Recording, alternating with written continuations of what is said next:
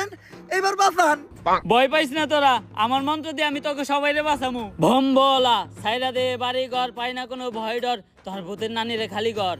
আরে বাবা, এটা তো ভূত না, এটা জম্বি। আমার কাছে তো জম্বি তাড়ানোর কোনো মন্ত্র নাই। আমি আগেই কইছিলাম এই বাবা ভণ্ড। এই আসছে ওই জম্বিটাকে ভালোভাবে লক্ষ্য করো, জম্বির চুল কালার করা, আবার আসতেছে স্লো মোশনে। তার মানে তো এটা একটা টিকটকার জম্বি। কিন্তু এখন উপায়টা কি? উপায় একটা আছে, যেহেতু ও টিকটকার জম্বি, ওরে বশ করতে হইলে টিকটকের একটা ট্রেন্ডিং সং কইতে হইব। লাস্ট টাইম টিকটকের ট্রেন্ডিং সং কি ছিল? মাতাল। আর ওটা মাতাল না, ওটা কাতাল। এখন আমাকে 5 জনের ভিতর থেকে এই গানটা গাইবো কেডা?